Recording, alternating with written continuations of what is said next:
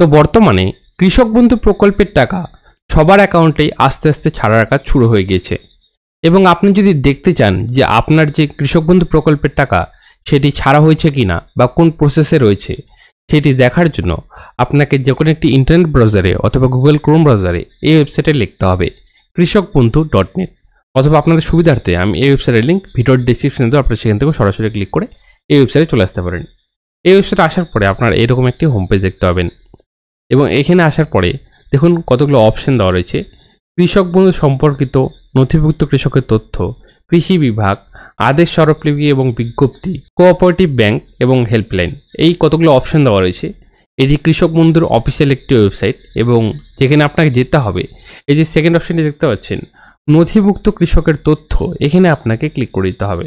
তারপরে আপনার সামনে এই পেজটি খুলে যাবে এবং এখানে সবার প্রথমে আপনাকে এই অপশনটি সিলেক্ট করতে হবে। দেখুন বলেছে সিলেক্ট অপশন, এখান থেকে আপনাকে যে কোনো একটা আইডি প্রুফ সিলেক্ট করতে হবে। আপনি ভোটার কার্ডও সিলেক্ট করতে পারেন, আধার কার্ডও সিলেক্ট করতে পারেন, ব্যাঙ্ক অ্যাকাউন্টও সিলেক্ট করতে পারেন, অথবা আপনার যদি কৃষক বন্ধু আইডি নাম্বার থাকে সেটি সিলেক্ট করে দেবেন, বা মোবাইল নাম্বার যদি আপনার জানা থাকে যে আপনি কৃষক বন্ধু কোন মোবাইল নাম্বারটি দিয়েছিলেন সেই মোবাইল নাম্বারটি বসিয়ে দেবেন, অথবা অ্যাকনোলেজমেন্ট নাম্বার থাকলে সেটিতে ক্লিক করে দেবেন। তো আমাদের কাছে যেহেতু ভোটার কার্ড এবং আধার কার্ড রয়েছে সব থেকে সহজ উপায়, তো সেই ক্ষেত্রে ধরুন আমরা আধার কার্ড সিলেক্ট করে নিলাম। তো সেই ক্ষেত্রে আপনারা যেই অপশান সিলেক্ট করবেন সেই ডকুমেন্টসের নাম্বারটি আপনাকে এই আইডি কার্ড নাম্বারের ঘরে বসাতে হবে। তো আমরা নাম্বারটি বসিয়ে দিচ্ছি। ধরুন আমরা আধার কার্ড থেকে যেহেতু দেখুন আমরা আধার কার্ডের নাম্বারটি বসিয়ে দেবো।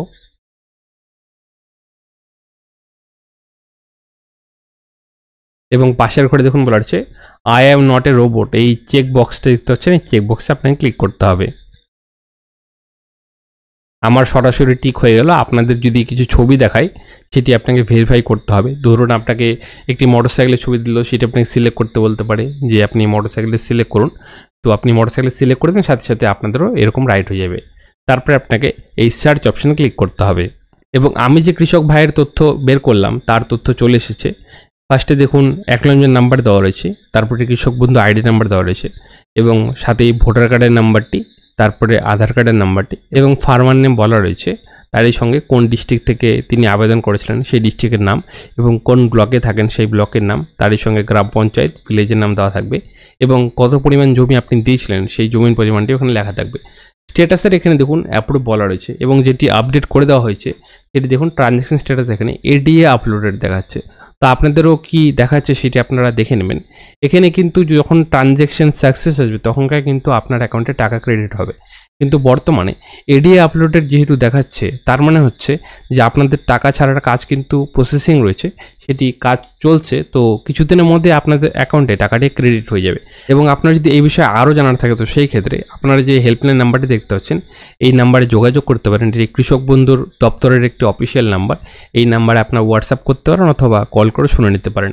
এবারে আপনাদের বলি যে এখানে আপনাদের যদি আরও আপডেট দেখায়, এখানে যদি ডিডিএ অ্যাপ্রুভ দেখায় বা অ্যাকাউন্ট ভ্যালিডেশন দেখায়, তার মানে কি, মানে ট্রানজ্যাকশন স্ট্যাটাসে কিন্তু আপনার বিভিন্ন রকমের কিছু সিম্বল দেখাতে পারে, ডিডিএ অ্যাপ্রুভ দেখাতে পারে। এখানে যেরকম এডিএ আপলোডেড বলা রয়েছে সেরকম আপনাদের যদি আরও স্ট্যাটাস দেখায় তো সেই ক্ষেত্রে তার মানেগুলোকে সেটি আমি এখন বলতে যাচ্ছি। দেখুন আমাদের যেহেতু এডিএ আপলোডেড বলা রয়েছে তার মানে বলা রয়েছে যদি লেনদেনের স্থিতি দেখায় এডিএ আপলোডেড করা হয়েছে, এর মানে হলো আপনার আবেদনটি ব্লক কৃষি কর্মকর্তার দ্বারা নতুন নিবন্ধিত হয়েছে। মানে যিনি ব্লক কৃষি কর্মকর্তা রয়েছেন তিনি আমাদের অ্যাপ্লিকেশনটি দেখেছেন এবং আপলোড করে দিয়েছেন পরবর্তী ধাপের জন্য।